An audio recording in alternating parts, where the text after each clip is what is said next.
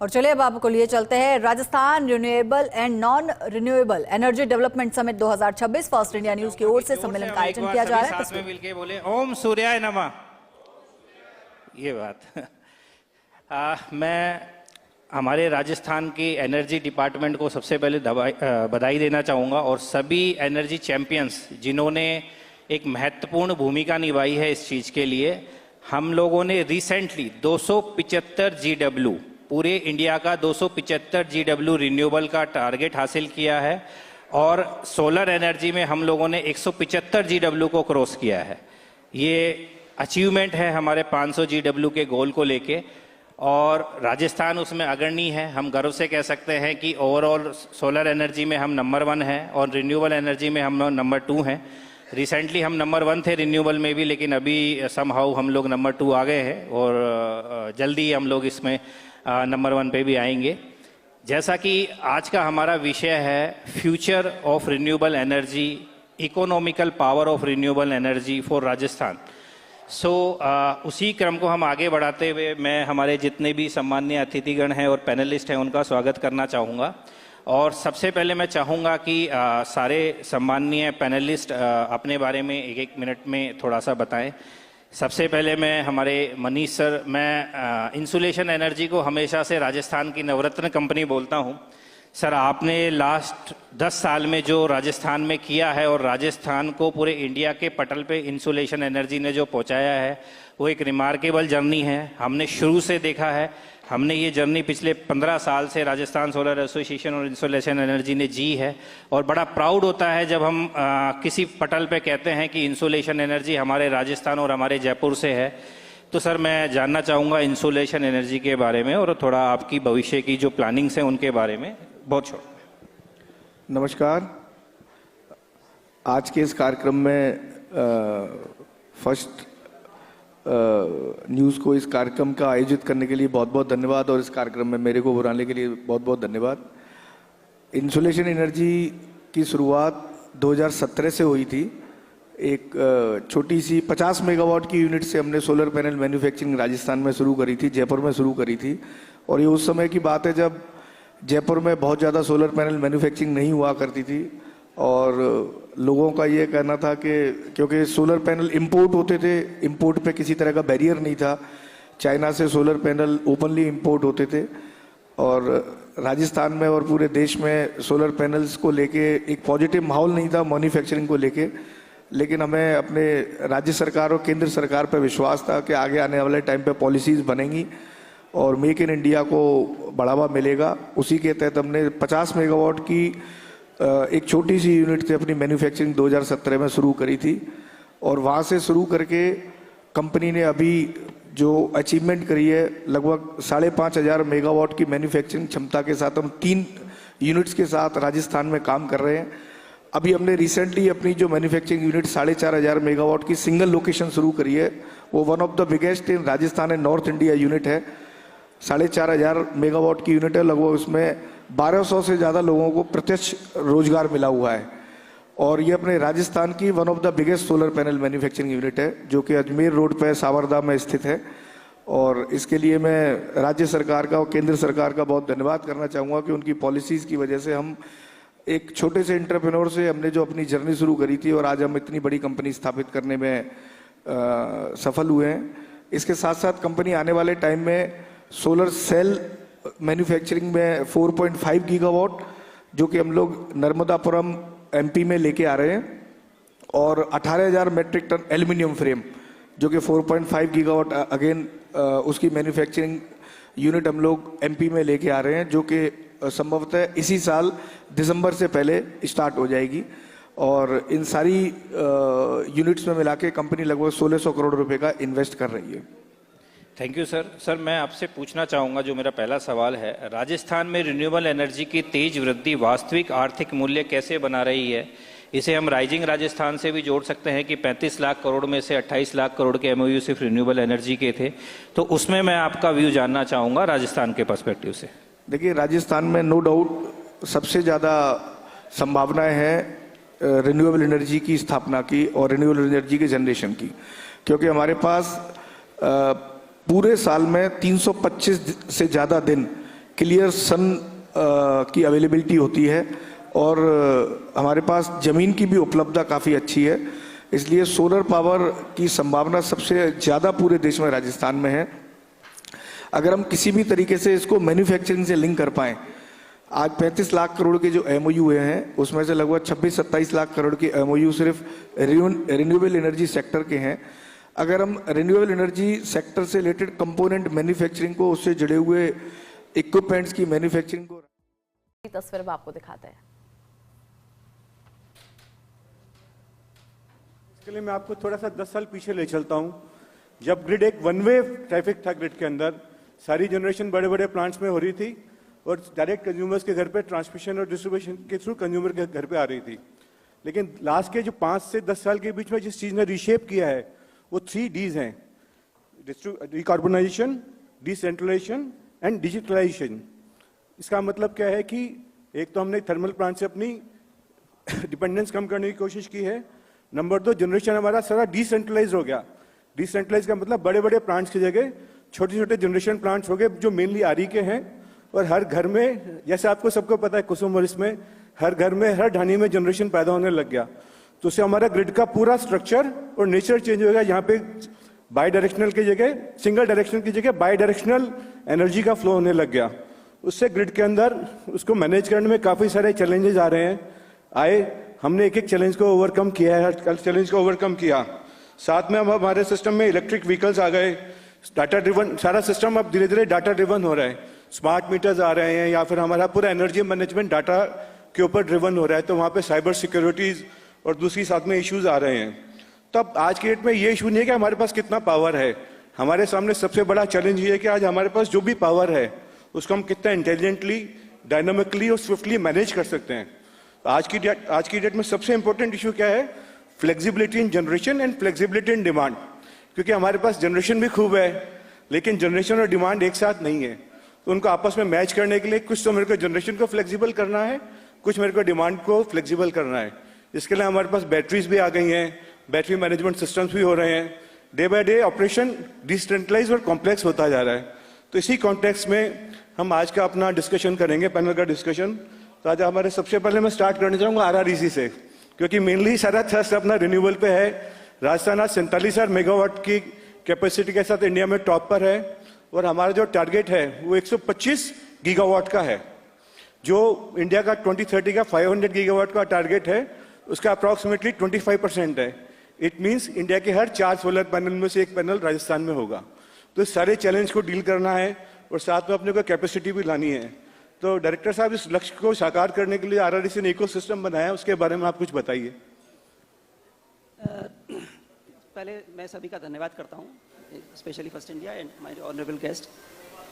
RREC ने 125 gigawatt का जो टारगेट दिया है उसको अचीव करने के लिए अभी 47 गीगावाट ऑलरेडी इंस्टॉल्ड है एज ऑन मार्च, और approximately 40 to 45 gigawatt in pipeline है जो चलेगा। इसकी कैपेसिटी एडिशन में हम लोग पूगल में एक सोलर पार्क ला रहे हैं जो 2450 मेगावाट का है, और उसमें बैटरी स्टोरेज 6400 मेगावाट आवर है। ये देश का सबसे बड़ा सोलर पार्क होगा।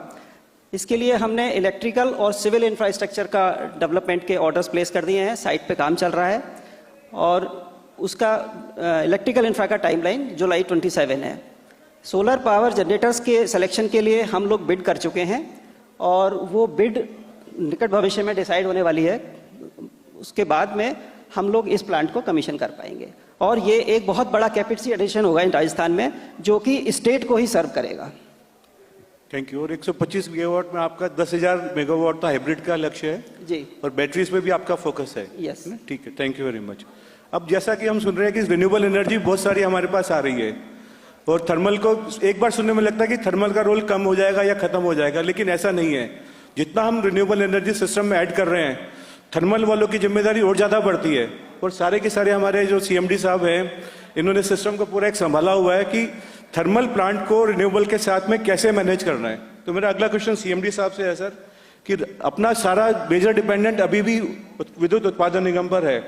एक तो हमको थर्मल जनरेशन रिलायबल है अभी भी, वेरिएबल रिन्यूएबल से कंपेयर करते हैं तो। दूसरा RE के साथ अपने को कोऑर्डिनेशन करके पूरा चलना है। तो जैसे जैसे VRE बढ़ रहा है तो थर्मल जनरेशन के आप PLF ग्रिड बैलेंसिंग को आप कैसे मैनेज कर रहे हो, इस पे क्या इम्पैक्ट आ रहा है? जब से RE का इंटीग्रेशन हुआ है, it has been a challenge to the grid. And in thermal plants, daily we are facing a challenge. In the morning hours, whenever the grid comes, solar starts coming at 10 o'clock. There is quite hunting in the MVR, megawatt load and voltage level. All the generators, they have and the turbines, the vibration starts increasing the machines that we are facing presently. But yes, we have to meet those challenges also. शुरुआत करना चाहूंगी सबसे पहले रामचंद्र सिंह जी आपसे। रामचंद्र जी, बहुत खास है। अब देखिए, हर कोई किसान, पूरा प्रदेश देख रहा है कि ये किसान को हम अन्नदाता कहते हैं, अब क्या उन्हें ऊर्जादाता कहना पड़ेगा? क्योंकि ये आपने एक परिभाषा बदल दी है। तो जरा आपके सबसे पहले मैं एक्सपीरियंस समझना चाहूंगी कि आखिर कैसे अन्नदाता ऊर्जादाता बना और कब से? मैं सबसे पहले सभी पधारे हुए अतिथिगण सबको मेरा तहे दिल से राम राम। जो आपने वाक्य पूछा वो बड़ा ही दिलचस्प है। मैंने अन्नदाता से ये कहा कि हमारा जो परंपरागत धंधा था, जो कार्य था, मैं खेती से जुड़ा हुआ एक किसान था। मैं धरती माता का छीना चीर के उसमें अन्न पैदा करके और उसको हम उगाने का काम करते थे। मैंने 2010 में शिक्षा छोड़ने के बाद में खेती का काम किया था। 24 साल तक मैंने खेती की और उसके बाद में जब प्रधानमंत्री कुसुम सिंह योजना का आया कि किसानों को PM किसान सम्मान कुसुम सिंह के योजना के अंतर्गत उन्हें प्लांट लगाने का, ग्रीन सोलर लगाने का जो मौका मिल रहा है, तो हमने उसके अंदर भरा और हमारे खुला। इसलिए हम अन्नदाता से ऊर्जादाता का काम। बिल्कुल। लेकिन धर्मेंद्र जी, आपसे मैं जरूर जानना चाहूँगी, क्या कभी आपने सोचा था कि खेती करने के साथ साथ बिजली उत्पादन में भी आपका अहम योगदान रहेगा और आप खुद ये कर सकेंगे?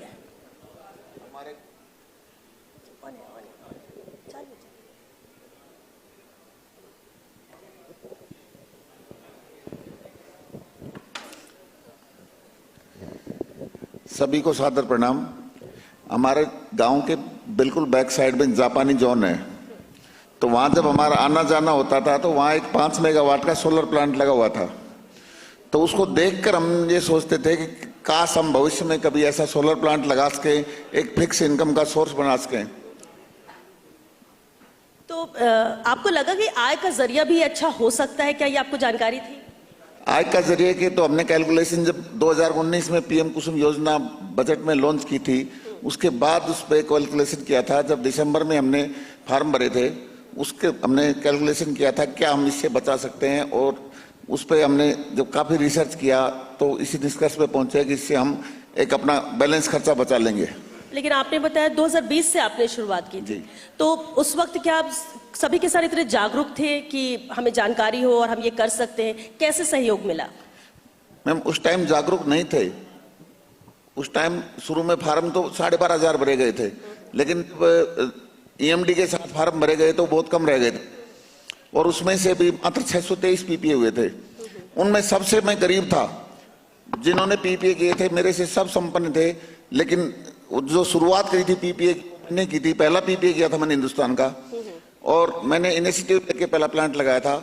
मेरा 17 जून 2021 में कमीशन हुआ था, और उसकी जब इनकम से मैंने प्रेरित होकर दूसरा प्लांट लगाया, उससे मुझे 1,93,00,000 रुपए सब्सिडी प्राप्त हुई केंद्र सरकार से। तालियां इसके लिए जरूर बनती हैं। देखिए, शुरुआत करने की जरूरत है, सरकार साथ है और कैसे राहत और साथ मिलता है, ये उदाहरण है जी। फिर इसके बाद अब तो मैंने हमारे जितने भी रिश्तेदार हैं उनको सबको भी प्लांटों में शामिल कर लिया है।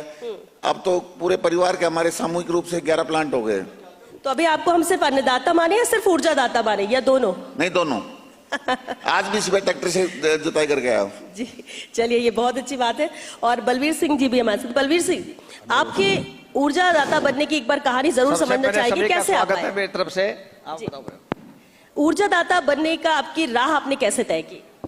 मैम, सबसे पहले मैंने कंपोनेंट सी में पहला प्लांट लगाया था 4.03 का। जो उससे पहले खेती करते थे, बंजर जमीन थी, पैदा बहुत कम होती थी, अनाज कम होता था, बहुत सभी परेशान रहते थे। और जब ये स्कीम आई तब से स्कीम आने के बाद हम स्कीम में चले गए। जाने के बाद 4.3 का मैंने एक प्लांट लगाया। लगाने के बाद में मेरे को तो फायदा मिला ही मिला, लेकिन पड़ोसियों ग्रामवासियों सभी को फायदा मिला। बच्चों को, क्यों ग्रामवासियों तो खेती करने में दिन को चला लेते लाइट और दिन को लेडीज कर लेती काम, और आदमी चल जाते अन्य धंधों पर। 2 बिजनेस कर लिए, सबने अच्छा काम कर लिया और सभी प्रोग्रेस पे। मैं भी हूँ और किसान भी है, अदर किसान भी है। तो आप दूसरों को भी मोटिवेट कर रहे हैं कि भाई मेरी तो अच्छी तरक्की है, कमाई है, तुम भी आओ। दूसरों को मैंने हजारों आदमी मोटिवेट किया, जिसमें 100-200 तो लगा चुका। मैडम यूपी बिहार तक के भी आते हैं मेरे पास। अरे ये तो बहुत बढ़िया बात है कि आप दूसरों को भी मोटिवेट। लेकिन एक बात बताइए, प्रधानमंत्री जी से भी संवाद हुआ था? हुआ था, बांसवाड़ा में गए थे। तो उसमें क्या लगा आपको, कैसा लगा बातचीत से? बहुत अच्छा लगा। प्रधानमंत्री जी ने स्कीम बहुत अच्छी निकाल दी। पहले ये कहते थे भाई इनकम दुगनी हो जाएगी, इसमें 10 गुना हो गई मैडम इनकम। T26 की तस्वीर आपको दिखाते हैं। खास बनाया। मैं अब अनुरोध करूंगी श्री जिनेंद्र शेखावत जी से, माफ कीजिएगा पवन सर, एक बार और आपको मैं चाहूंगी कि हमारे बीच में मेहमान शिव प्रसाद नकाते जी हैं, उनका भी आप स्वागत करें। फलदार पौधा देकर, मोमेंटो भेंटकर, दुपट्टा उठाकर। और हम ऊर्जा की बात कर रहे हैं, लेकिन साथ ही साथ फलदार पौधा देख के आपको लग ही रहा होगा कि हम हरियाल और राजस्थान की भी बात कर रहे हैं। और हमारा भी उद्देश्य यही कि हम बुके भेंट कर उन फूलों को सूखने के लिए अलग रख दें। उससे अच्छा है कि फलदार पौधा हम दें जो कि घरों में न सिर्फ छाया बल्कि फल भी देगा, और वो भी पीढ़ियों तक। और एक ये भी विजन जो है वो पवन अरोड़ा सर का है। बहुत स्वागत है आपका शिव प्रसाद नकाते जी। और अब मैं अनुरोध करूंगी जिनेंद्र शेखावत जी से कि आप जी वीपी सिंह जी का स्वागत करें सर। मेंबर RERC, बहुत स्वागत है वीपी सिंह जी आपका। पिछली बार भी हमने जब चर्चा की थी तो आपने अपनी उपस्थिति दर्ज कराई, और बहुत अच्छा लगता है जब हम राज्य की बात करते हैं, किसी पर्टिकुलर क्षेत्र की बात करते हैं, एक सब्जेक्ट पर बात करते हैं, तो उतना ही महत्वपूर्ण उस विषय से जुड़े हुए लोग उसे समझते हैं और अपनी भूमिका अदा करते हैं। वीपी सिंह जी भी उन्हीं में से एक है। बहुत स्वागत है वीपी सिंह जी आपका। मैं अब जिनेंद्र जी से अनुरोध करूंगी कि आप स्वागत करें श्री देवेंद्र श्रृंगे जी का, CMD राजस्थान विद्युत उत्पादन निगम। जोरदार तालियां देवेंद्र जी के लिए। देखिए हम ऊर्जा की बात कर रहे हैं और तालियों में ऊर्जा नजर नहीं आ रही है, तो एक बार जरा ऊर्जा दिखा दीजिए तालियों की गड़गड़ाहट के साथ। बहुत शुक्रिया आप सभी का, बहुत स्वागत है देवेंद्र श्रृंगे जी आपका भी। मैं विशाल माथुर जी को भी मंच पर आमंत्रित करूंगी, आप स्वागत करें। Vishal Mathur ji, vice president sales and marketing, आप स्वागत करें। श्री नवीन अरोड़ा जी का, एनर्जी एडवाइजर, बहुत स्वागत है नवीन अरोड़ा जी आपका। पैनल में भी आप मौजूद थे और बहुत इंपॉर्टेंट पॉइंट्स आपने रखे भी इस चर्चा के दौरान कि ऊर्जा के क्षेत्र में आखिर सरकार और एनर्जी सेक्टर, एनर्जी जो विभाग है, ऊर्जा विभाग है, वो कितने तत्परता के साथ रफ्तार हर योजना को देते हुए काम को आगे बढ़ा रहा है, और ये बेहद महत्वपूर्ण है। बहुत शुक्रिया आपका। मैं मंच पर आमंत्रित करना चाहूंगी विकास शर्मा को, एसोसिएट एडिटर, आप मंच पर आए विकास जी, और स्वागत करें पवन अरोड़ा सर का, CEO and managing editor first India news. क्योंकि हालांकि सर मेजबान हैं, लेकिन हम हमारे मेजबान का भी स्वागत करना चाहेंगे क्योंकि विजनरी मैन है, और ये उद्देश्य यही होता है कि आप कैसे हर एक सेक्टर से जुड़ के हम सिर्फ मीडिया की भूमिका न निभाएं बल्कि दूसरी भूमिका को भी ईमानदारी के साथ उसका निर्वहन करें। बहुत स्वागत सर और बहुत धन्यवाद आपका पवन सर। मैं साथ ही विकास जी से अनुरोध करूंगी, एसोसिएट एडिटर, आप स्वागत करें जिनेंद्र शेखावत जी का, senior editor first India news. क्योंकि फर्स्ट इंडिया न्यूज चैनल जिसमें खबरों की रफ्तार आप जो देखते हैं, एडिटोरियल इतना मजबूत देखते हैं, भूमिका अहम जिनेंद्र जी की है। बहुत स्वागत है जिनेंद्र जी आपका भी, और आप सभी अपना स्थान ग्रहण करें ताकि हम इस कार्यक्रम को आगे बढ़ाएं। कुछ ही देर में रोहित गुप्ता जी भी हमारे साथ जुड़ेंगे इस कार्यक्रम में, और उद्बोधन के लिए, स्वागत उद्बोधन के लिए मैं पवन अरोड़ा सर को बुलाऊं उससे पहले, क्योंकि जब हम फर्स्ट इंडिया की बात करते हैं जो कि एक ग्रुप है, सिर्फ चैनल तक सीमित नहीं है, वो आप सभी बखूबी जानते हैं, क्योंकि आप ही हमारे व्यूवर हैं, आपका सपोर्ट प्यार मिलता है तभी फर्स्ट इंडिया निरंतर आगे बढ़ रहा है, नित नए नवाचार गढ़ रहा है पवन सर के सुपरविजन में। तो फर्स्ट इंडिया जो कि सिर्फ नाम ही नहीं बल्कि अपने काम अपने कार्यों से भी फर्स्ट है और इसे और आगे ले जाने का श्रेय जो जाता है। और यही वजह है कि फर्स्ट इंडिया न सिर्फ खबरों में आगे है, सामाजिक सरोकारों में भी आगे। और हम भी ये समझते हैं कि ये सिर्फ सरकार की जिम्मेदारी नहीं है कि किसी एक सेक्टर में क्या काम हो रहा है कैसे आगे बढ़ाए। मीडिया जिसकी भूमिका होती है सिर्फ नकारात्मक चेहरा नहीं बल्कि सकारात्मक चीजों पर ज्यादा फोकस करना। और राजस्थान के एनर्जी सेक्टर में बहुत ज्यादा पॉजिटिविटी है, बहुत सकारात्मक चीजें हो रही हैं। और हमारा भी उद्देश्य इस समिट को करने का यही था कि वो जो सच्चाई है, वो जो धरातल पर काम हो रहा है, उसे हम इस मंच को दें और बेहतर करने के लिए सुझाव भी यहां पर मिले पैनल डिस्कशन के जरिए। और मैं साथ ही बात करना चाहूंगी उस शो की भी जहां न्यूज की दुनिया से वो थोड़ा सा आगे है, जहां जानकारी के साथ दूरदृष्टि अंतर्दृष्टि जुड़ती है और भविष्य की हलचल भी आज की चर्चा बनती है। आप समझ तो गई होंगे मैं बात कर रही हूं द जेसी शो की, अ मैन ऑफ प्रेडिक्शन। और हाल ही में जो चुनाव अभी संपन्न हुए, खासतौर से पश्चिम बंगाल को लेकर जो बड़ा मैंडेट यहां पर मिला है बीजेपी को, उसकी भविष्यवाणी भी जेसी सर ने की थी। तो चलिए एक झलक दोनों की देखते हैं। एवी प्लीज। आखिर कैसे सच हुई द जेसी शो की भविष्यवाणियां? एनडीए है ना 30 सीटों के साथ में, लगभग 30-35 सीट, तो Modi is again the prime minister. Janata Dal United Shri Narendra Modi ji को भारत के प्रधानमंत्री पद के लिए समर्थन देती है। जो लोग मन में अगर आकांक्षा लेके बैठे हैं विपक्ष के या कांग्रेस के या टीएमसी के किसी के कि 250 से मोदी नहीं आएगा, तो वो भूल कर रहे हैं। Today India is having a right leader, right time, that is. आज के कार्यक्रम के मुख्य अतिथि राज्य के ऊर्जावान ऊर्जा मंत्री श्री हीरालाल नागर हैं। आपका भी बहुत बहुत स्वागत है। ऊर्जा विभाग ने न केवल प्रदेश में बल्कि देश में जिस तरह की छवि बनाई है, तो ये साबित होता है कि अगर राजनीतिक इच्छा शक्ति हो, सरकार की प्राथमिकता हो, राज्य के मुख्यमंत्री की प्राथमिकता हो, मंत्री खुद डेडिकेटेड हों और पूरे समय अपने विषय को समझते भी हों और उस विषय पे निरंतर काम करते हों, तो फिर उपलब्धियों को कोई रोक नहीं सकता है। मैं अक्सर कहता हूं कि चुनौतियां उपलब्धियों को जन्म देती हैं और राजस्थान में ऊर्जा विभाग ने साबित कर दिया कि यहां चुनौतियां थी ऊर्जा विभाग में। ऐसा लगता था कि ये ऊर्जा कंपनियां इतना घाटा हो जाएगा कि कहीं ऐसा नौबत नहीं आए कि बंद करना पड़ जाए। उस स्थिति को जिसको प्रधानमंत्री कहते हैं आपदा में अवसर, तो ऐसी चुनौतियों को स्वीकार करके ऐसी उपलब्धियां हासिल करी हैं, तो उसके लिए मैं एक बार फिर नागर साहब को साधुवाद देना चाहता हूं, बहुत बहुत बधाई देना चाहता हूं। हमारे साथ हाल ही में विभाग में आए नकाटे साहब हैं, पहले एक्साइज कमिश्नर रहे और बहुत ही अच्छा कार्यकाल रहा, बहुत ही एफिशिएंट ऑफिसर की आपकी छवि है, आपका भी मैं स्वागत करता हूं। देवेंद्र श्रृंगी जी सीएमडी, आपका भी स्वागत है। आप लोगों के डेडिकेटेड प्रयासों से ही इस विभाग की छवि निरंतर सुधरी है। और नवीन अरोड़ा जी, मैं कह सकता हूं कि ऊर्जा विभाग की दाई माई हैं, तो दाई माई की तरह ही इन्होंने विभाग को पहले भी संभाला और अब आफ्टर रिटायरमेंट भी संभाल रहे हैं। श्री वीपी सिंह जो कि नियामक बोर्ड के सदस्य हैं, मेरे बैचमेट भी हैं, मेरे निकट मित्र भी हैं और बहुत ही योग्य अधिकारी हैं, एफिशिएंट अधिकारी हैं। इसीलिए सरकार ने आफ्टर रिटायरमेंट आपको फिर सेवा का मौका दिया है और आप ऊर्जा विभाग में अपनी सेवाएं दे रहे हैं। हमारे सीनियर एडिटर जिनेंद्र सिंह, जिनके दिन रात के अथक प्रयासों से आप जो कहते हैं ना कि पल पल की खबर सबसे पहले सबसे तेज आप तक पहुंचती है, वो इनकी वजह से ही पहुंचती है। और बाकी पूरी टीम, फर्स्ट इंडिया की पूरी टीम, श्वेता मिश्रा एंकर, जो आप हमेशा इनको देखते हैं दिन रात, उन सबका भी मैं स्वागत करता हूं।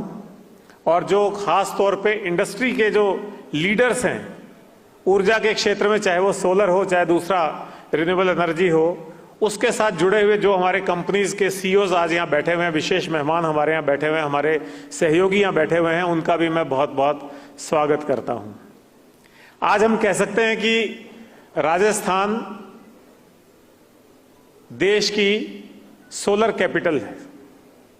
सोलर में खास तौर पे जिस ढंग का काम राजस्थान में हुआ है, इसकी कल्पना भी नहीं की जा सकती थी।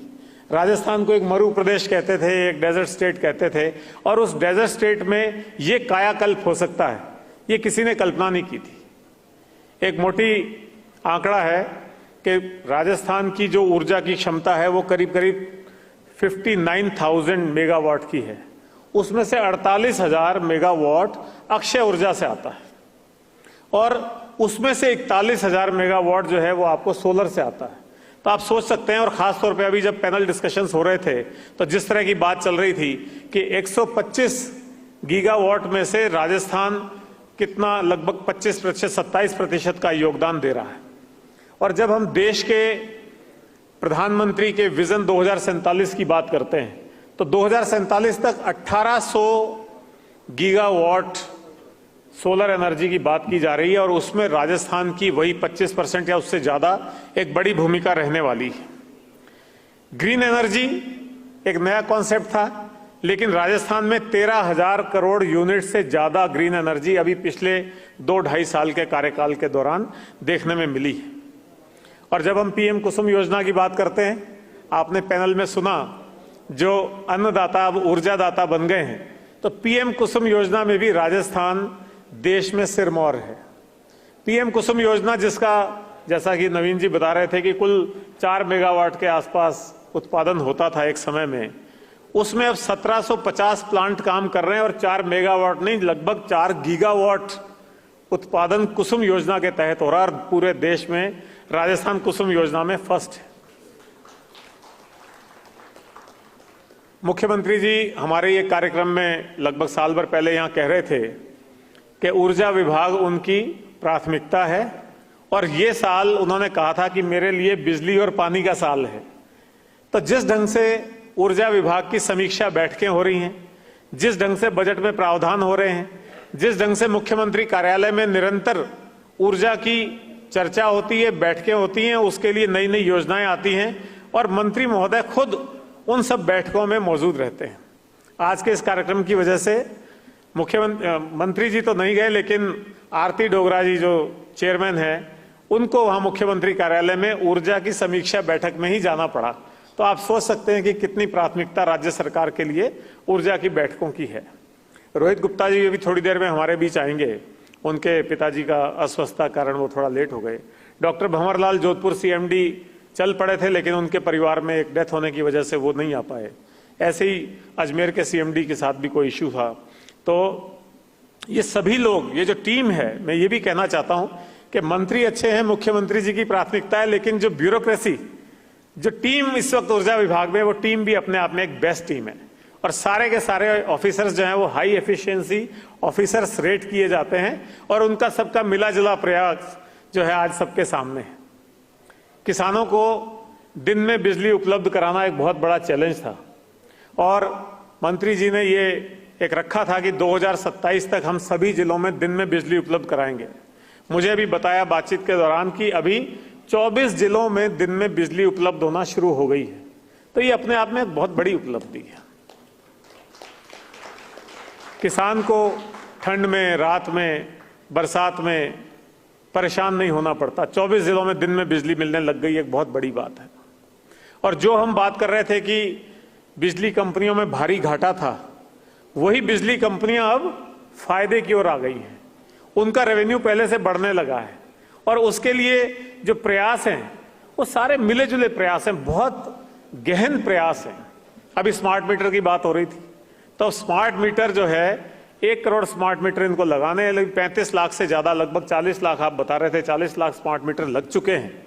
और एक और अच्छी बात हुई कि सरकारी विभागों में 100% स्मार्ट मीटर लग गए और वो प्रीपेड लग गए। तो बिजली विभाग को एडवांस पैसा भी मिलने लग गया है, तो रेवेन्यू की स्थिति सुधारने में उसका भी काफी बड़ा योगदान है।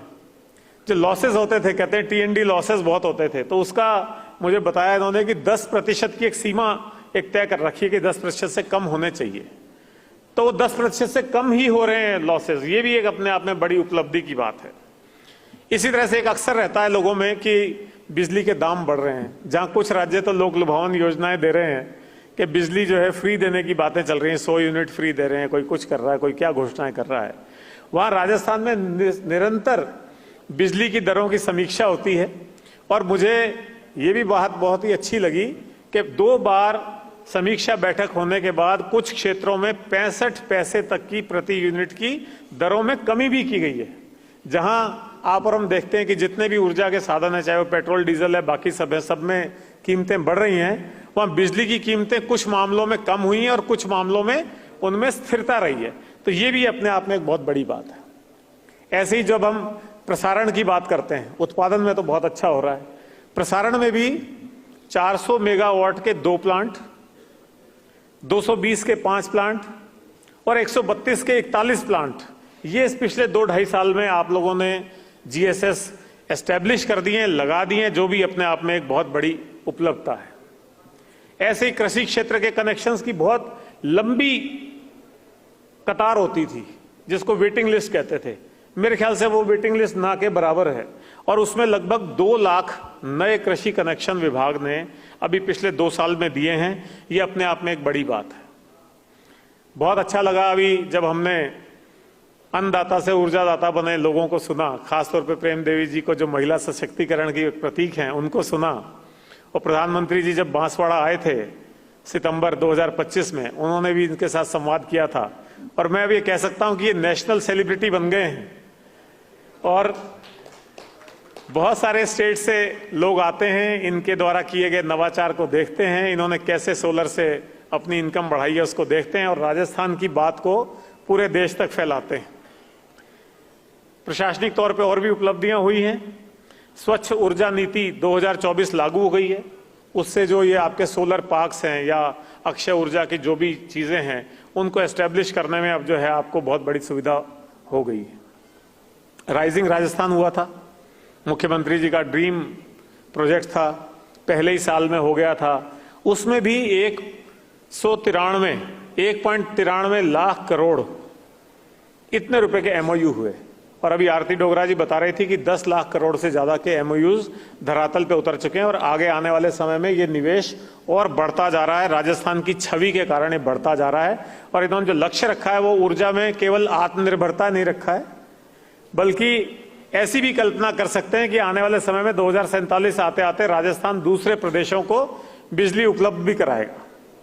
ये सब बातें मैं इसलिए बोल रहा हूं ताकि न केवल आप लोगों तक बल्कि हमारे चैनल के माध्यम से, हमारे अखबारों के माध्यम से पूरे राजस्थान की जनता को यह गर्व का अनुभव होना चाहिए कि एक विभाग जो पिछड़ा हुआ विभाग कहलाता था, घाटे का विभाग कहलाता था, वो विभाग किस तरह की ऊंचाइयां छू रहा। तो यदि एक लगातार विजन के साथ में डेडिकेटेड एफर्ट्स किए जाएं तो कुछ भी असंभव नहीं।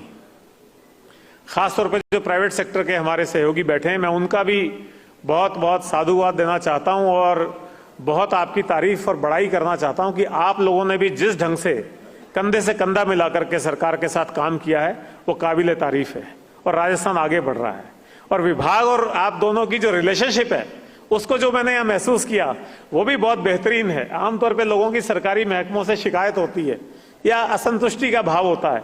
यहाँ सभी मुझे संतुष्ट चेहरे दिख रहे हैं, खुश चेहरे दिख रहे हैं। और वो जो कोलैबोरेशन होता है दोनों का, एक प्राइवेट सेक्टर का और जो गवर्नमेंट सेक्टर का, वो कोलैबोरेशन एक बहुत ही अच्छे रूप में दिखाई पड़ता है। आज हमारे बीच में जयपुर डेयरी के चेयरमैन पूनिया जी भी बैठे हुए हैं, जयपुर डेयरी के एमडी मनीष फौजदार भी बैठे हुए हैं। आप लोग भी डेयरी के क्षेत्र में नई नई उपलब्धियां तो हासिल कर ही रहे हैं, लेकिन साथ ही रिन्यूएबल एनर्जी के क्षेत्र में काम कर रहे हैं, सोलर के क्षेत्र में काम कर रहे हैं। आपके बहुत बड़े एरियाज में अब सोलर प्लांट जो हैं वो चलने लगे हैं और उसके माध्यम से जो दूध कलेक्शन सेंटर होते हैं, इनके मिल्क कलेक्शन सेंटर होते हैं, उन पे ये सोलर के माध्यम से काम कराने लगे हैं। तो मैं आप लोगों का भी बहुत बहुत स्वागत और साधुवाद करता हूँ। इसी तरह से जो बाकी हमारे जैसे ऋतु IVF के हमारे डॉक्टर ज्योति बैठे हुए हैं, तो ये हमेशा गुड न्यूज़ लोगों के जीवन में लेकर के आते हैं, तो इनका भी स्वागत है और साधुवाद है। और आप सब लोग यहाँ जिस सोच के साथ आए हैं, जिस मंशा के साथ आए हैं, राजस्थान को एक उन्नत प्रदेश बनाने के लिए इकट्ठा हुए हैं, उस भावना की मैं कद्र करता हूं और आप सब लोगों का एक बार फिर शुक्रिया और धन्यवाद करता हूं। बहुत बहुत शुक्रिया।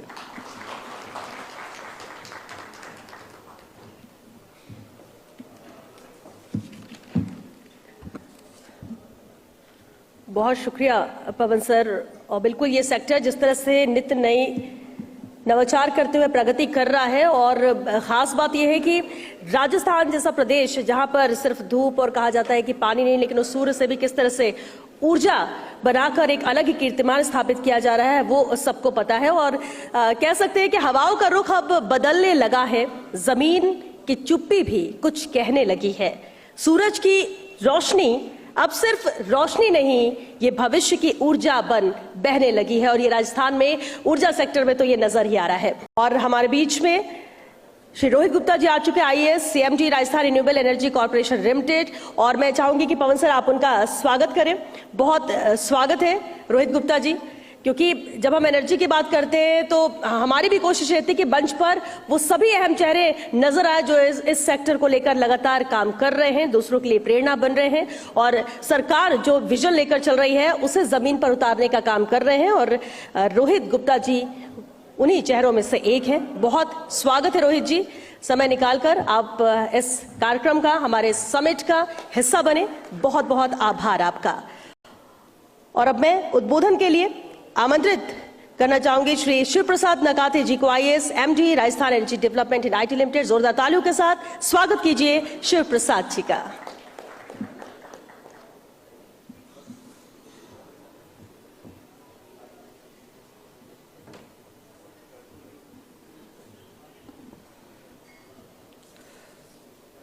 ऊर्जावान राजस्थान समिट के आज के इस समारोह में मंचासीन उपस्थित आदरणीय मंत्री महोदय हीरालाल नागर जी, साथ ही फर्स्ट इंडिया की कमान जो सक्सेसफुली संभाल रहे हैं CEO and managing director Pavan Arora ji, Rohit Gupta sir, dais पे बैठे हुए सभी सम्मानित गण एवं सामने उपस्थित सभी स्टेक होल्डर्स, किसान भाई जो अन्नदाता से ऊर्जादाता बने हैं, मैं आप सबको और पवन जी को और उनकी टीम को हार्दिक बधाई देता हूं, शुभकामनाएं देता हूं कि इतना अच्छा समिट आपने आयोजित किया।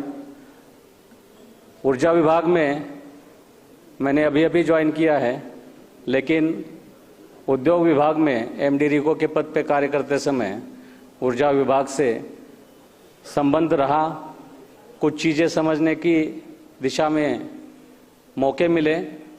विशेष करके जो इंडस्ट्री और इंडस्ट्रियलिस्ट चाहते थे कि राजस्थान में ज़्यादा से ज़्यादा उद्योग लगे, उसके लिए उनकी जो एक रिकरिंग कॉस्ट जो रहती है वो है ऊर्जा से संबंधित। तो उसकी कॉस्ट, उसकी लागत कैसे कम आए, उस दिशा में हमेशा वो लोग बात करते थे। और मैं समझता हूँ कि माननीय प्रधानमंत्री जी के अमृतकाल 2047 के मिशन को समृद्ध करने, माननीय मुख्यमंत्री जी की सोच को साकार करने और माननीय मंत्री महोदय के मार्गदर्शन में उस दिशा में प्रयास करने के लिए हम सभी कार्यरत हैं। और जो सोलर एनर्जी हो चाहे ओवरऑल रिन्यूएबल एनर्जी हो, उसका जो पिछले 2 वर्ष में गतिमान तेजी से विकास हुआ है, केवल MOUs साइन नहीं हुए, इंस्टॉलेशंस नहीं हुई, बल्कि प्रोजेक्ट्स कमीशन हो गए हैं। तो एक अपने आप में ही बहुत ही बड़ी उपलब्धि है। और उस दिशा में ओवरऑल इंडस्ट्रियलाइजेशन बढ़ने के लिए भी जो ऊर्जा की दर, ऊर्जा की लागत कमी हुई है, उसमें भी हमें फायदा मिलेगा। राजस्थान ऊर्जा विकास एवं IT सर्विसेज लिमिटेड के प्रबंध निदेशक के तौर पर मेरा जो काम है, और माननीय मंत्री महोदय ने भी और सभी ने, माननीय मुख्यमंत्री महोदय जी ने जो विश्वास रखा है कि सभी ऊर्जा विभाग की कंपनियां, जितने भी स्टेक होल्डर्स हैं, उनका आपस में अच्छा कोऑर्डिनेशन हो, जो बेस्ट प्रैक्टिसेस कहीं दूसरी जगह पे, दूसरे स्टेट्स में, अदर कंट्रीज में हो रही है, उसको एग्जामिन करके हमारे राज्य में कैसे प्रस्थापित की जा सकती है, उसको देखने की बात है। चाहे डिस्कॉम्स है, चाहे प्रसारण है, या रिन्यूएबल एनर्जी कॉरपोरेशन है, उन सब में आपसी समन्वय स्थापित करके पावर परचेसिंग एग्रीमेंट्स साइन करने की बात हो, डिफरेंट ट्रिब्यूनल्स RERC हो, CRC हो, एप्टेल हो, उन सब में जो पॉलिसी डिसीजंस है उसको आगे कैसे ले जा सके उस दिशा में प्रयास करने का काम किया जाएगा। साथ ही सर्वप्रथम मैं आपसे माफ़ी चाहूँगा प्रोग्राम में थोड़ा लेट आने के लिए, परंतु कुछ पर्सनल रीजंस थे कुछ जिस कारण मैं समय पर नहीं आ पाया। परंतु मुझे पवन जी बता रहे थे कि कार्यक्रम बहुत ही अच्छा सुबह से रहा है और यहाँ पर आप सब लोगों की चेहरे की ऊर्जा बता रही है कि इस कार्यक्रम से आप लोगों को कितनी अपेक्षाएं हैं। मैं ज़्यादा समय नहीं लूँगा, केवल 2-3 बातें कहना चाहूँगा आज इस मंच के माध्यम से कि यदि हम रिन्यूएबल एनर्जी की बात करें, अक्षय ऊर्जा की बात करें, तो आज भारत देश की अगर हम बात करते हैं तो भारत को पहले इसमें मार्जिनल प्लेयर माना जाता था। आप सब लोगों ने शायद अखबार में पढ़ा होगा कुछ दिन पहले, अप्रैल महीने की बात है कि आज भारत विश्व में सबसे तीसरे नंबर पर है रिन्यूएबल एनर्जी में इंस्टॉल्ड कैपेसिटी के नंबर पर। तो ये बहुत बड़ी उपलब्धि है और यदि हम अगर ये देखें तो बहुत कम समय में इतनी बड़ी संख्या में इंस्टॉल्ड कैपेसिटी बहुत ही कम देशों में लगाई गई है। परंतु उसके साथ ही एक दूसरा आंकड़ा भी था जो ये न्यूज़ रिपोर्ट आई कि जो प्रथम देश है चाइना, उसमें 2340 गीगावाट रिन्यूएबल एनर्जी स्थापित है, जबकि भारत में 275 गीगावाट है। तो ये प्रथम और तीसरे के बीच का जो अंतर है ये बहुत बड़ा अंतर है। दूसरे नंबर पर USA है जिसमें लगभग 380 गीगावाट है। तो मेरे कहने का मतलब ये है कि हमने एक बहुत अच्छे पायदान पर हम पहुँचे हैं, बट आगे का सफ़र अब काफ़ी लंबा है। और इस चीज़ को यदि अब आप लोग जो इस क्षेत्र से जुड़े हुए हैं बिल्कुल समझ पा रहे हैं, यदि हम अगर रिन्यूएबल एनर्जी फेज़ के डेवलपमेंट को अब देश में देखें तो हम मुख्यतः उसको 3 चरणों में बांट सकते हैं। तो लगभग 2014 से पहले का जो चरण था उसमें देश ने रिन्यूएबल एनर्जी की क्षमता को पहचाना, उसके पोटेंशियल को आंका, परंतु स्केल आने में उस समय तक हमारे पास स्केल नहीं था। अगले 10 सालों में अब हमारे पास एक स्केल आ गया है, अब हम 275 गीगावाट तक पहुंच गए हैं। तो एक बड़ा स्केल है जिसमें कि अब हम पूरे विश्व की आंखें आज भारत के ऊपर हैं कि किस प्रकार भारत रिन्यूएबल एनर्जी को बढ़ावा दे रहा है। अब जो आगे का चरण है वो केवल सोलर एनर्जी या रिन्यूएबल एनर्जी की बात नहीं कर रहे हैं लोग। अब आप लोग देखते होंगे कि अब ये बात आ गई है कि हमें ग्रिड को कैसे स्टेबल रखना है।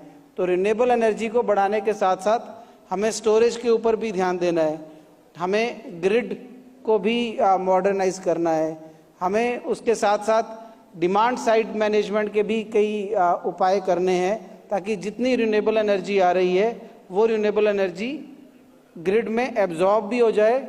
ऐसा नहीं हो कि हम रिन्यूएबल एनर्जी तो अक्षय ऊर्जा पैदा तो करें परंतु हम उसका फ़ायदा नहीं ले पाएँ, उसको हम इवैक्यूएट नहीं कर पाएँ। तो ये चीज़ें अब आगे वाले फेज़ में हमारे लिए बहुत ज़रूरी हैं। और इन सभी क्षेत्रों में अब मैं अगर राजस्थान की बात करूं तो हम बहुत ही आगे बहुत ही फास्ट गति से इस चुनौती को समझकर काम कर रहे हैं माननीय मुख्यमंत्री जी के निर्देश में और माननीय ऊर्जा मंत्री जी के निर्देश में।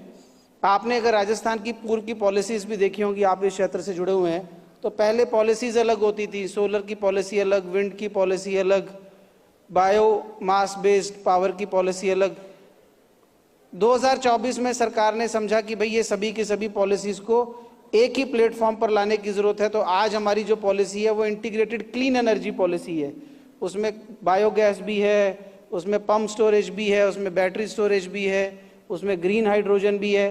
तो आज हम ये समझ पाए हैं कि हमें इन सभी जो अलग अलग प्रकार के जो एनर्जी सोर्सेज हैं उन सबको एक सम्मिलित रूप से देखना है और एक तरीके से ये दोनों ये अलग अलग ऊर्जा के स्रोत एक दूसरे के पूरक हैं। तो उस चीज़ को समझते हुए आज प्रदेश में बहुत तेज़ गति से काम हो रहा है। CMD उत्पादन आज मंच पर उपस्थित हैं। आपकी जो है गाइडेंस में प्रदेश में आज 6 गीगावाट आवर का बैटरी स्टोरेज लगाया जा रहा है, स्टैंड अलोन बैटरी स्टोरेज, जो कि और उसमें जो टैरिफ आपने जो टेंडर किए थे, जो टैरिफ डिस्कवर किया है, वो देश में न्यूनतम है। तो ये बताता है कि राजस्थान के ऊपर इन्वेस्टर्स का कितना कॉन्फिडेंस है। हम जो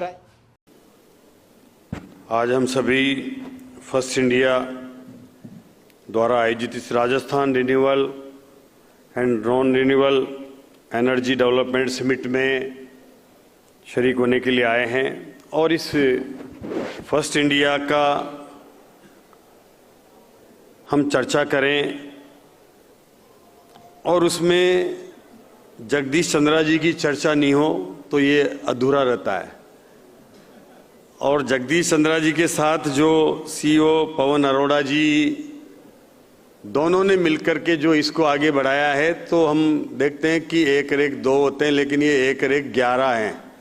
और दोनों ने मिलकर इसको जिस तरह से आगे बढ़ाने का काम किया है और इस चैनल ने, फर्स्ट इंडिया ने पूरे इस मीडिया जगत में जो नाम किया है, निश्चित रूप से वो एक सबके लिए इन्होंने अनुकरणीय काम किया है। हमारे बीच में रोहित गुप्ता जी, ऊर्जा विकास के सीएमडी, हमारे नकाते जी, एमडी हमारे ऊर्जा, हमारे देवेंद्र सरंगी जी, सीएमडी उत्पादन निगम,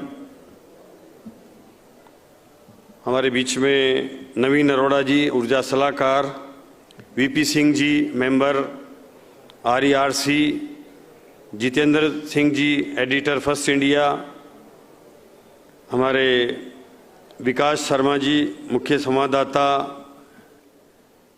श्वेता मिश्रा जी, एंकर, और सभी फर्स्ट इंडिया से जुड़े हुए पूरी टीम और यहाँ बैठे हुए सब स्टेक होल्डर्स, हमारे ऊर्जा से जुड़े हुए सभी किसान भाई और मेरे विभाग से जुड़े हुए सभी अधिकारी, आज हम सब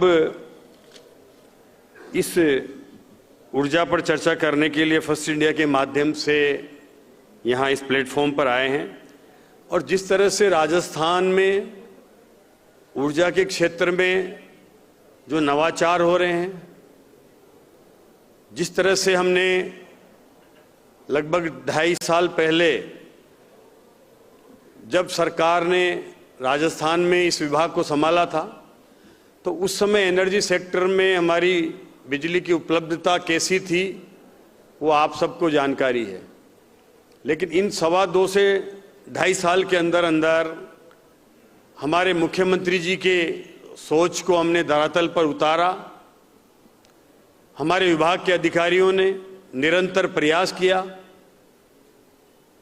और जब हमने इस विभाग को संभाला था, मुझे भी जिम्मेदारी माननीय मुख्यमंत्री जी ने दी, तो उनकी एक बहुत बड़ी चिंता थी कि उस समय हम राजस्थान में उस कोयले के लिए तरसते थे।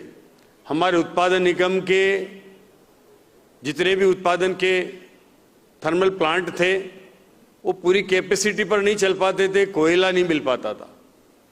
जब हमारी सरकार ने यहाँ पर काम शुरू किया और डबल इंजन की सरकार के माध्यम से हमारे मुख्यमंत्री जी दिल्ली भी गए, मैं भी साथ में गया, हमने दिल्ली में हमारे पावर मिनिस्टर से बात करी, कोल मिनिस्टर से बात करी और छत्तीसगढ़ के मुख्यमंत्री जी से भी संपर्क किया और उसका ये नतीजा हुआ कि हमें वहाँ पर जो समस्याएं आ रही थी माइनिंग क्षेत्र की, उन्होंने उसमें हमें सहयोग किया और उसके माध्यम से आज मैं आपको बताना चाहूँगा कि हमारे उत्पादन निगम के सारे संयंत्र पूरी क्षमता से चलने के लिए तैयार भी हैं और हमारे ऊपर लगभग 20-22 दिन से 25 दिन का कोयला इस पर सरप्लस स्टॉक में रहता है, जिसके लिए पहली बार इतनी बड़ी संख्या में हम इन उत्पादन निगम के हमारे संयंत्रों को चला पा रहे हैं। हमने इस बीच में इनको बेहतर मेंटेन भी किया है, बेहतर इनका रखरखाव भी किया है और जिस तरह से अब हम इसके साथ साथ जब ये उस समय हमारा सौर ऊर्जा का भी क्षमता लगभग हमारे यहाँ लगभग 130 मेगावाट थी, जिसमें लगभग 99 प्लांट यहाँ लगे हुए थे। आज उस क्षमता को हमने इन 2 सालों में 4000 मेगावाट बढ़ाया है और लगभग 1900 प्लांट हमारे इन 2 सालों में हमारी सरकार के बाद चालू हुए हैं। और मैं बताना चाहूँगा कि लगभग 10 से 15 मेगावाट की रोजाना 4 से 5 प्लांट रोज कनेक्टिविटी जुड़ रही है और ये हमारी क्षमता बढ़ा रहे हैं सोलर की। तो ये हमारे कुसुम सी और कुसुम सी के माध्यम से ये संभव हो पा रहा है। और आज हम कैसे इस नित्य नए हमारी जो क्षमता बढ़ा रहे हैं उसका उपयोग करना हमारे लिए एक चुनौती बन गया है कि कैसे हम इस बढ़ती हुई सौर ऊर्जा की क्षमता को उपयोग करें और उसको बैटरी के माध्यम से हमने उपयोग करने का लगभग 6000 मेगावाट के प्लांट के लिए बैटरी स्टोरेज के लिए टेंडर कर लिए हैं उत्पादन निगम के माध्यम से और 2027 तक उनको धरातल पर उतारने के लिए हमने प्लान बनाया है। उसी के साथ साथ हमने पूगल में 6400 मेगावाट की बैटरी के साथ साथ 2450 मेगावाट सोलर का एक वहाँ पर हम डेवलप कर रहे हैं और उसको कैसे उस पावर को हम लेकर के और हमारे प्रदेश के अन्य भागों में लेकर के आए, तो उसके साथ साथ हम ट्रांसमिशन को भी विकसित करने का काम कर रहे हैं। हमारा पूगल का पार्क जब भी धरातल पर उतरेगा जब वहाँ पर हमारे पास ट्रांसमिशन की कैपेसिटी डेवलप होगी और उसके लिए हमने प्लान तैयार भी किया है। उसके लिए हमारे एडीकेसी की सारी तैयारियां हैं और लगभग 10,000 करोड़ के हमारे ट्रांसमिशन के प्रोजेक्ट अभी चल रहे हैं जो ऑन गोइंग हैं और हमने इस 2 सालों में 57 हमारे ट्रांसमिशन के 132 से लगा के 220 तक के प्लांटों को जीएसएस को हमने धरातल पर उतारा है। 5 साल में कांग्रेस के राज में 44 जीएसएस बने थे 2 साल में, 5 साल में हमने 2 साल में 57 जीएसएस बना करके चालू कर दिए हैं और लगभग 150 और भी प्लांटों का हमारा जीएसएस का काम चालू है। उसके अलावा हम टीबीसीबी पर भी हमने निकाल रहे हैं और लगभग 20,000 करोड़ के और प्रोजेक्ट हमारे धरातल पर उतरेंगे इन 5 साल आने वाले समय में। तो इस तरह से इतनी बड़ी संख्या में हमारा ट्रांसमिशन का प्रोजेक्ट हमारे चल रहे हैं जिनको हम लेकर के आ रहे हैं और उसके माध्यम से पावर एवोक्यूशन आज हमें जरूरत है कि हम खुसखेड़ा हो, हमारा निमराना हो, हमारा अलवर का क्षेत्र हो या हमारा धौलपुर से लेकर के और हमारा भरतपुर क्षेत्र हो, करौली वाला, तो यहाँ हमें जो कंस्टेंट है जब तक हमारी बड़ी पावर की क्षमता वहाँ तक ले जाके और हम नहीं बनाएंगे तब तक वहाँ पर ये संभव नहीं है। तो इस तरह से कई लोग ये संभावना व्यक्त करते हैं कि राजस्थान में इतनी बड़ी संख्या में जब अभी ट्रांसमिशन का प्रोजेक्ट चल रहे हैं कहीं ये पावर और रिन्यूएबल पावर सोलर पावर बाहर तो नहीं जाएगी, लेकिन ऐसी संभावनाएं जीरो है। हम अपनी आवश्यकता के अनुसार ही इनको डेवलप कर रहे हैं और जो हम डेवलप कर रहे हैं वो लगभग हमारे यहाँ कंज्यूम होगी तभी जाकर के, और इसके कोई भी प्रोजेक्ट हो हमारे ट्रांसमिशन के बिना 4 साल के वो धरातल पर नहीं उतरते हैं। हम बहुत कोशिश कर रहे हैं कि 2 साल में आ जाए, 2.5 साल में आ जाए, लेकिन फिर भी कहीं न कहीं कोई ROW की प्रॉब्लम आती है, दूसरी प्रॉब्लम आती है और 4 साल में 3 साल में डिमांड कितनी बढ़ेगी ये हमें पता नहीं है। लेकिन हमारे पास इस तरह की लॉन्ग टर्म की प्लानिंग नहीं होगी तो आने वाले समय में हम अगर प्रदेश का विकास करना चाहते हैं तो असंभव है। कोई भी यहाँ पर 2 से 3 भी अगर डेटा सेंटर आ जाते हैं तो एक डेटा सेंटर का ही 1 गीगावाट की कंजम्पशन हो जाती है। अगर 3 से 4 डेटा सेंटर लाना है तो उनको हमें बढ़ाना है तो उनकी कंजम्पशन के हिसाब से हमारे पास हमारा उत्पादन भी होना चाहिए, ट्रांसमिशन भी होना चाहिए और हमारे पास उनके लिए क्षमता भी होना चाहिए। तो ये चीज़ें आने वाले भविष्य की हमारी जो रूपरेखा है वो तैयार करने के लिए ज़रूरी है कि हमारा ट्रांसमिशन की क्षमता बढ़े, हमारी बैटरी स्टोरेज की क्षमता बढ़े। हम बैटरी स्टोरेज को भी हमारे चाहे वो अक्षय ऊर्जा के माध्यम से हो चाहे हमारे उत्पादन निगम के माध्यम से तो बढ़ा ही रहे हैं, लेकिन मैंने हमारे डिस्कोमों को कहा है कि हम डिसेंट्रलाइज बैटरी स्टोरेज लगाए जहां हमारे 33 kV के जीएसएस पर पावर हमारी चाहे वो रूफटॉप की हो या हमारी कुसुम की हो वहाँ जनरेशन हो रहा है और पावर दिन में हमारा वापस ग्रिड को जा रही है, तो वहीं पर हम बैटरी स्टोरेज भी लगाएं, उसकी संभावनाएं हम तलाश रहे हैं, उसका एक पायलट प्रोजेक्ट बना रहे हैं और तीनों डिस्कोमों में हम वो 1-1 मेगावाट के ऐसे बैटरी स्टोरेज लगाने के लिए बहुत जल्दी ही उसकी निविदा निकालेंगे, ताकि वहाँ वो पावर एवेकेशन होके और ग्रिड में ना जाए, वहीं स्टोरेज हो जाए और वहीं उसकी जरूरत रात के समय पूरी हो जाए। तो उससे हमारी चीज़त भी बचेगी, हमारा ट्रांसमिशन का भी लोड कम आएगा, हमें ट्रांसमिशन की जरूरत नहीं पड़ेगी, क्षमता बढ़ाने की जरूरत नहीं पड़ेगी। इन सब चीज़ों पर हम प्लान कर रहे हैं और आगे बढ़ करके और काम कर रहे हैं।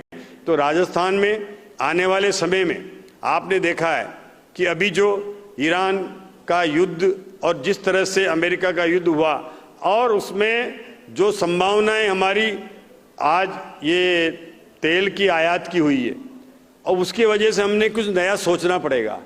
और उस सोच के लिए बहुत ज़रूरी है कि जितनी बड़ी हमारी विदेशी मुद्रा हमारा पेट्रोलियम पदार्थों पर, चाहे वो गैस पर बाहर जारी है विदेशों में, अगर उसको रोकना है और आगे बढ़ाना है तो हमें जनरेशन बढ़ाना पड़ेगा।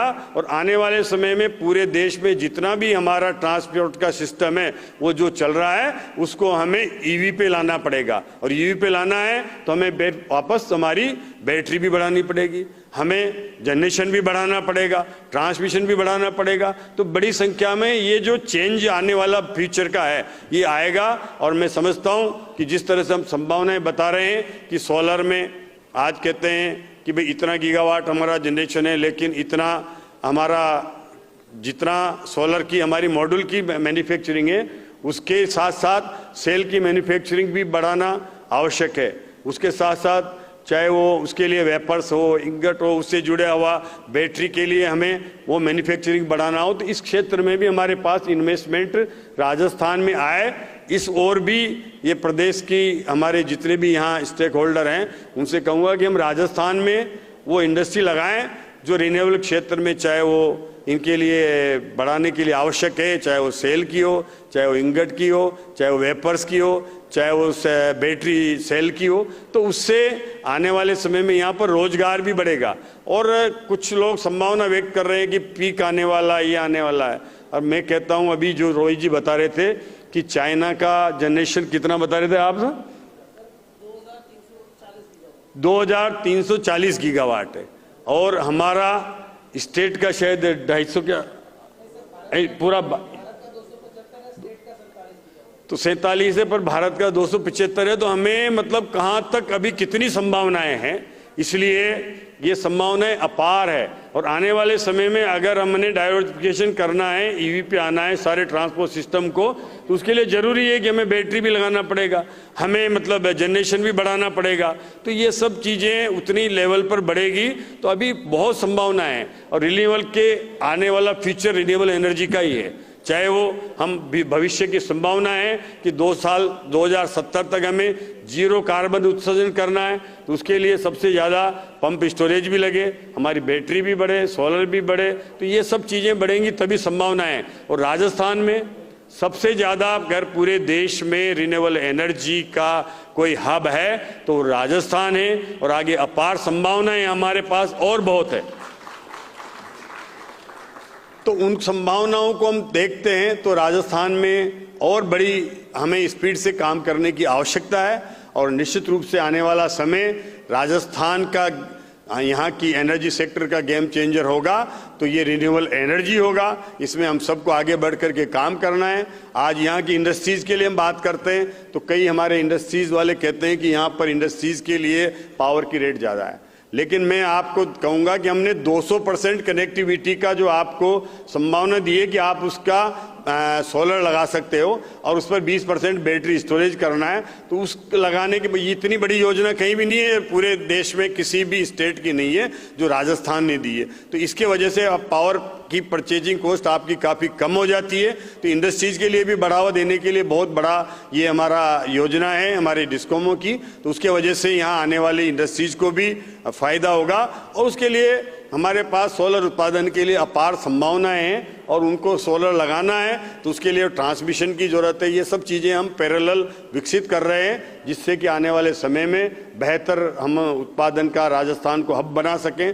और हमारे प्रदेश के मुख्यमंत्री जी का एक विजन है कि हमें किसानों के लिए आने वाले समय में दिन में बिजली देने के लिए जो आवश्यकता है हमारी 2027 तक की, उसका प्लान हमने बना के रखा हुआ है। और मैं कहता हूं कि अभी तो हमारी 4000 सोलर आ रही है हमारी कुसुम के माध्यम से। मैं समझता हूं बहुत जल्दी आने वाले साल भर के अंदर अंदर लगभग एक क्षमता 10,000 तक होने वाली है। तो ये जब बढ़ेगी तो इसके हिसाब से हम डे टाइम पर हमारे किसानों को सस्ती बिजली उपलब्ध करा पाएंगे। और किसानों को जिस तरह से सस्ती बिजली उपलब्ध होगी तो प्रदेश के डिस्कॉम का प्रदेश पर भार कम होगा और हमारा किसान सरसब्ज होगा। तो ये सब संभावनाएं हमारी अपार है। मेरा ये कहना है कि यहाँ आए हुए इस फर्स्ट इंडिया के माध्यम से हमने जब सब चीज़ों पर चर्चा की है प्रदेश के विकास को लेकर के, और एनर्जी ही एक ऐसा सेक्टर है जो सबसे ज़्यादा बढ़ावा दे सकता है। आज अगर कोई प्रदेश आगे बढ़ रहा है, कोई देश आगे बढ़ रहा है, तो इसको तब भी आगे बढ़ेगा तब तो वहाँ की एनर्जी की डिमांड कितनी ग्रोथ कर रही है और तभी वो उसका मायने है। तो आज हमारा एनर्जी के सेक्टर में चाहे वो हमारी अच्छी डिस्कॉम के माध्यम से बिना किसी ट्रिपिंग के लाइट मिले, इस पर हमारा बहुत ज़्यादा ध्यान है, इस पर हम काम कर रहे हैं।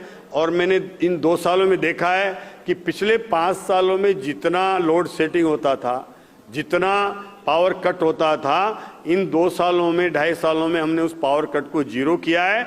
अभी केवल बिजली कटती है तो या तो किसी कोई फॉल्ट की वजह से, किसी खराबी की वजह से कटती है, बाकी कोई भी बिजली की कमी की वजह से हम कोई पावर कट नहीं कर रहे हैं। तो ये 2 साल में हमने करके दिखाया है और आने वाले समय में हम और मजबूत कर रहे हैं हमारे इस डिस्कॉम को, ट्रांसमिशन को, ताकि कोई पावर के साथ हम बिजली की जो लोड शेडिंग के होता ही नहीं, लेकिन हम अगर किसी खराबी की वजह से काट रहे हैं तो उसको भी मजबूत करना चाहते हैं ताकि वो बिना किसी ट्रिपिंग के हमारी उपलब्धता और बड़े बेहतर हो। इसके लिए हमारा उत्पादन और ट्रांसमिशन और हमारा वितरण तंत्र मिलकर के हम काम कर रहे हैं और आने वाले समय में और बेहतर काम करें। इसके लिए हमारी राजस्थान की अभी जो टीम है हमारी सब कंपनियों की, चाहे वो हमारा ऊर्जा विभाग की, वो बेहतर समन्वय के साथ में काम कर रही है और जिससे ये संभव हो पा रहा है। तो ये टीम और बेहतर काम करे, यहाँ के हमारे अधिकारी हों, हमारे काम करने वाले इसके जो भी प्रबंधक हैं, वो हम सब मिलकर के बेहतर राजस्थान बनाएंगे और राजस्थान को आने वाले समय में अपनी आवश्यकताओं की पूर्ति के साथ साथ अब आज हमने हमारे अन्नदाता को ऊर्जादाता बनाया है। आने वाले समय में हम राजस्थान को भी अन्य प्रदेश की एनर्जी सेक्टर की पूर्ति करने वाला वो बड़ा प्रदेश बनेगा, जिससे हम देश के विकास में अपनी भागीदारी निभा सकें। और उसके लिए हमें जो टारगेट दिया है हमारे प्रधानमंत्री जी ने 125 गीगावाट का, उस पर हम काम कर रहे हैं। 10,000 गीगावाट इसमें बैटरी स्टोरेज हमें दिया था, 115 गीगावाट का हमें एनर्जी का रिन्यूएबल एनर्जी का दिया था। तो उस पर हम लगातार आगे बढ़ रहे हैं और उसको पूरा करेंगे और ये देश की आवश्यकताओं को पूरा करने के लिए राजस्थान निरंतर आगे बढ़ते हुए एक स्वच्छ ऊर्जा उत्पन्न कराएगा। आज यहाँ आए हुए सभी बंधुओं का मैं धन्यवाद देता हूँ और पवन अरोड़ा जी, इनकी पूरी टीम, फर्स्ट इंडिया ने जो कार्यक्रम आयोजित किया उसके लिए पुनः आपका बहुत बहुत आभार, धन्यवाद। जय हिंद, जय भारत।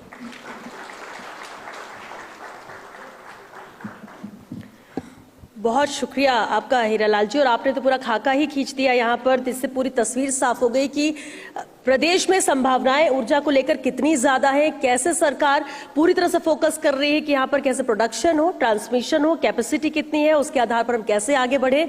और सबसे खास बात ये नजर आती है कि कम से कम अब नई पीढ़ी भी इस क्षेत्र में आगे बढ़ना है, खुद से उत्सुकता के साथ और इंटरेस्ट के साथ भी। तो ये एक अच्छी पहल है जो राजस्थान में देखने को मिलती है। और वैसे तो हम आम बोलचाल या फिर हम रोजाना की अपने रूटीन की भी बात कर ले सर, जब कभी कोई गेस्ट आता है हम यही उम्मीद करते हैं हमारी नेक्स्ट जो अवॉर्डी है, जो ऊर्जादाता है, वो है श्रीमती पापू देवी जी, किसान है। बहुत बधाई पापू देवी जी।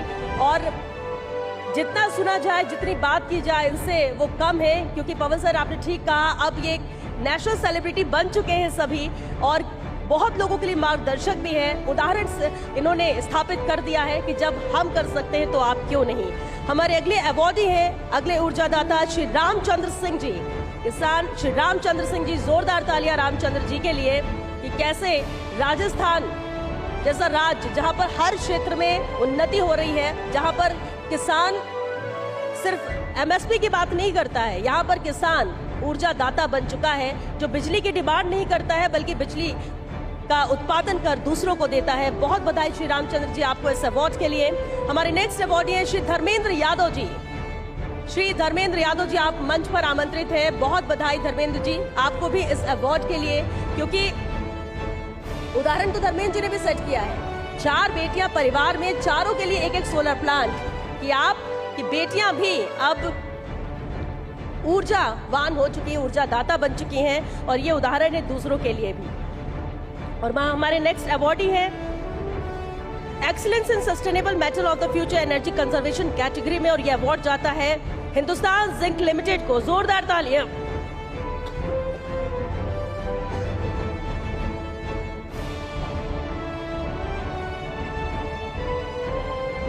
मिस्टर भारत दवे जी को मैं मंच पर आमंत्रित करूंगी, head corporate affairs Hindustan zinc limited, जिस तरह से वेदांता ग्रुप की कंपनी और दुनिया की सबसे बड़ी इंटीग्रेटेड जिंक उत्पादक कंपनियों में से एक है, जिस तरह से बेहतर काम कर रही है। बहुत बधाई आपको इस अवार्ड के लिए।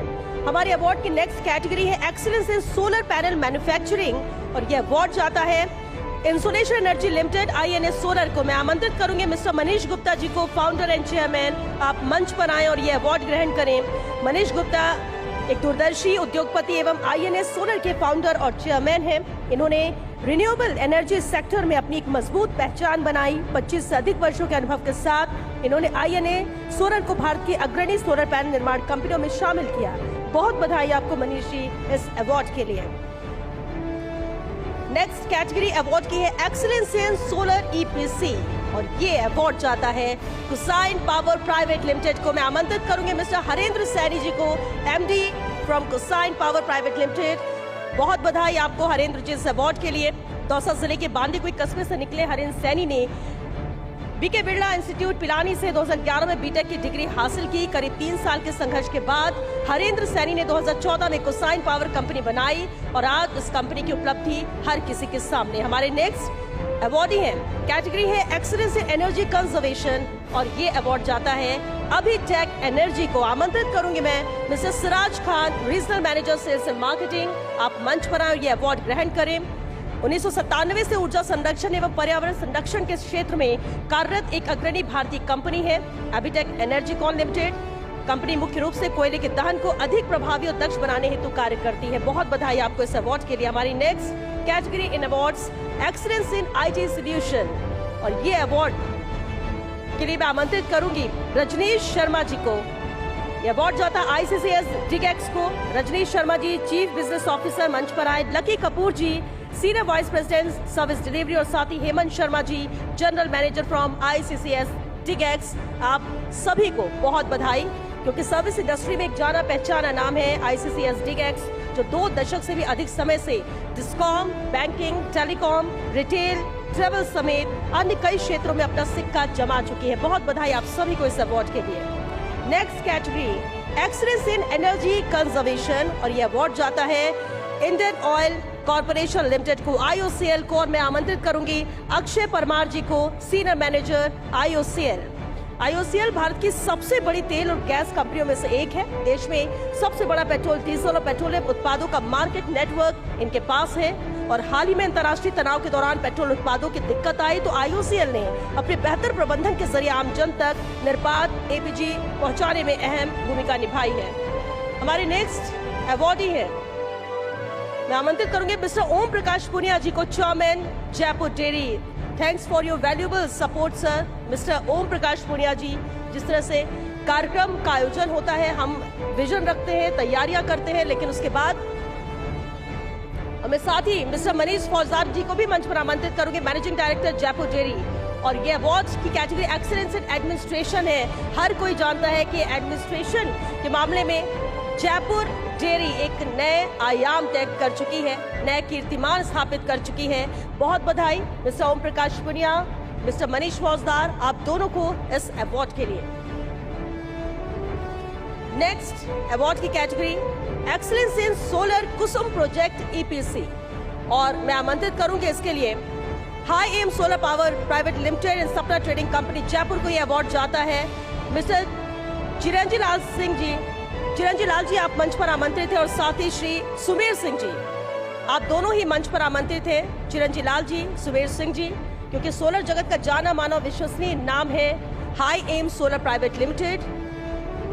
जिस तरह से निरंतर ये काम कर रहा है, 8 वर्षों से संपूर्ण राजस्थान में सफलता पूर्वक अपनी सेवाएं प्रदान कर रहा है, इसके लिए आप पात्र हैं और ये अवार्ड आपके नाम। Next award excellence in project quality and service, ये अवार्ड जाता है सोलर्स फॉर यू को। मैं आमंत्रित करूंगी मंच पर mister Vishal Chaudhary, CEO, mister Apurva Chauhan, CFO from solars for you. आप दोनों ही मंच पर आमंत्रित हैं और बहुत बधाई आपको इस अवार्ड के लिए। जिस तरह से excellence in project quality service में यह अवार्ड आपको मिला है। पिछले 12 सालों से सोलर्स में कंप्लीट सोल्यूशन प्रोवाइडर कंपनी है जो रिटेल, एमएसएमई व कई एमएनसी को अपनी सेवाएं दे चुकी है और अब स्टेट एंड नेशनल लेवल पर एक्सपैंड कर रहे हैं। बहुत बधाई आपको आपके उज्जवल भविष्य के लिए। हमारे नेक्स्ट अवार्डी है, मैं आमंत्रित करूंगी डॉक्टर ज्योति बंसल जी को। ऋतु आईवीएफ, आपके भी वैल्यूएबल सपोर्ट के लिए बहुत शुक्रिया आपका। Thanks for your valuable support mister Jyoti Bansal, क्योंकि डॉक्टर ज्योति बंसल लगातार जिस तरह से सक्रिय है और हमारे इवेंट का हिस्सा बनते हैं, विशेष सहयोग इनका रहता है और गुड न्यूज तो ये दे ही रहे हैं सबको।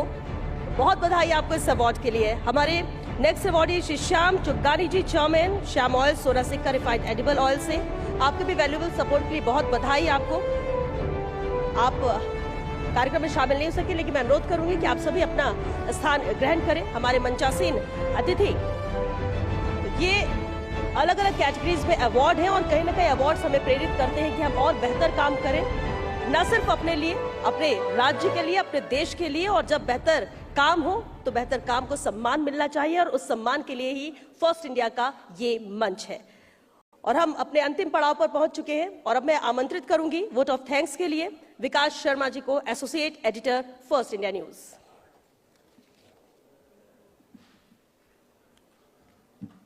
ऊर्जावान राजस्थान कार्यक्रम में पधारे ऊर्जा राज्य मंत्री हीरालाल नागर जी, फर्स्ट इंडिया न्यूज चैनल के सीईओ, मेरे मार्गदर्शक और किसी भी परिस्थिति में किसी भी समस्या का समाधान कह सकते हैं, यहाँ पहुँच गए, समस्या का समाधान हो गया। पवन अरोड़ा सर, साथ में रोहित सर और नकाते सर, ये जो आयोजन था और इसमें जो नाम रखा गया था ऊर्जावान राजस्थान, इसकी जो सार्थकता थी वो आज पूर्ण होती नजर आ रही है। जिस तरह से जिस सब्जेक्ट पे चर्चा हुई है, चाहे वो ट्रांसमिशन की बात हो, चाहे अक्षय ऊर्जा की बात हो, चाहे उत्पादन निगम की बात हो या फिर डिस्कॉम्स की बात हो, इन तमाम सेक्टर्स को एक जगह ला करके, एक जगह बैठ करके उस पर चर्चा करना, चर्चा करने के बाद में वो चुनौतियां जो आगामी दिनों में राजस्थान में आने वाली है, चाहे वो अक्षय ऊर्जा की बात करें, हम अक्षय ऊर्जा में हब बनने जा रहे हैं, लेकिन उसके बीच में जो समस्याएं हैं ट्रांसमिशन लाइनों की और अन्य इश्यूज हैं, उनको देखते हुए जो डिस्कशन हुआ है और एक बहुत बेहतरीन जो चर्चा हुई है, उसको उम्मीद करता हूं कि वो सब भी चर्चाएं जो हैं वो आगामी आने वाली पॉलिसी जो है उनमें शामिल होगी और कुछ राजस्थान के लिए, ऊर्जा सेक्टर के लिए एक बेहतरीन, हम कह सकते हैं, एक नया मार्ग जो है वो प्रस्तुत कर पाएंगे। सभी लोग जो आए उनके लिए धन्यवाद और जितने भी लोग आए सबका बहुत बहुत धन्यवाद।